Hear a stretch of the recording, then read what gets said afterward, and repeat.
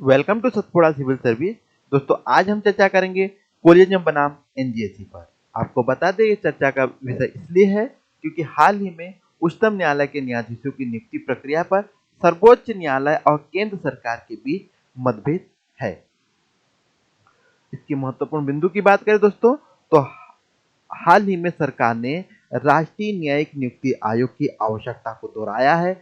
वहीं दूसरी तरफ उच्चतम न्यायालय वर्तमान कोलिजन प्रणाली का बचाव कर रहा है। अनुच्छेद 124(2) के अनुसार सर्वोच्च न्यायालय के न्यायाधीश की नियुक्ति राष्ट्रपति द्वारा सर्वोच्च न्यायालय तथा उच्च न्यायालयों के ऐसे न्यायाधीशों की सलाह सलाह या परामर्श के बाद की जाती है जिससे परामर्श करना वह अनिवार्य समझता हो। कोलेजन सिस्टम की बात करें तो यह न्यायाधीशों की नियुक्ति और स्थानांतरण की एक व्यवस्था है।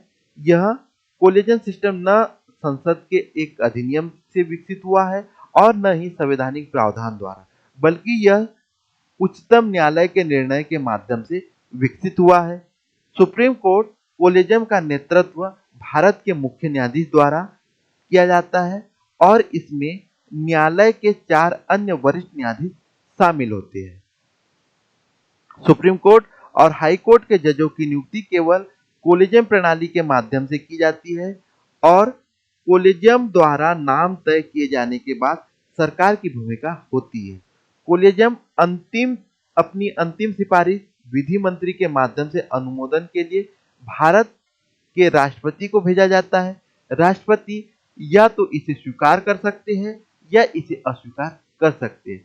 यदि इसे अस्वीकार कर दिया जाता है तो सिफारिश कोलेजियम के पास वापस आ जाती है। यदि कोलेजियम राष्ट्रपति को अपनी सिफारिश दोहराता है तो वह उस सिफारिश को मानने के लिए बाध्य होता है। कोलेजियम प्रणाली से संबंधित मुद्दे की बात करें तो इस प्रणाली के आलोचकों का कहना है कि इसमें पारदर्शिता की कमी है क्योंकि इसमें एक आधिकारिक तंत्र या सचिवालय शामिल नहीं है। इसके निर्णय बंद कमरे में लिए जाते हैं।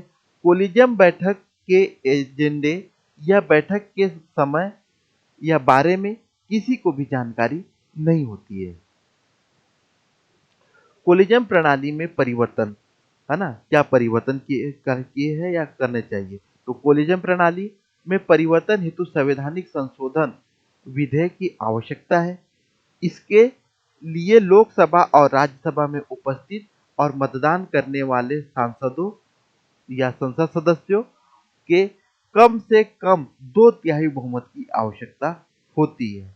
इसे कम से कम आधे राज्यों की विधानसभाओं के अनुसमर्थन की भी आवश्यकता होती है।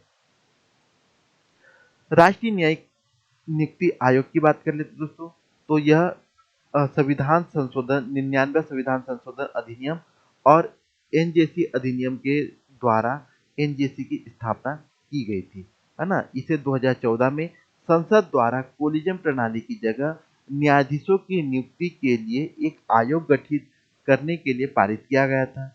इसमें न्यायाधीशों की नियुक्ति में सरकार की भूमिका अनिवार्य रूप से बढ़ जाएगी। एनजीएससी में निम्नलिखित कौन कौन सम्मिलित होते उस पर हम चर्चा कर लेते हैं। इसके पदन अध्यक्ष के रूप में भारत के मुख्य न्यायाधीश होते हैं। सर्वोच्च न्यायालय के 2 वरिष्ठ न्यायाधीश पदेन सदस्य के रूप में होते हैं। पदेन सदस्य के रूप में केंद्रीय कानून और या न्याय मंत्री होता है।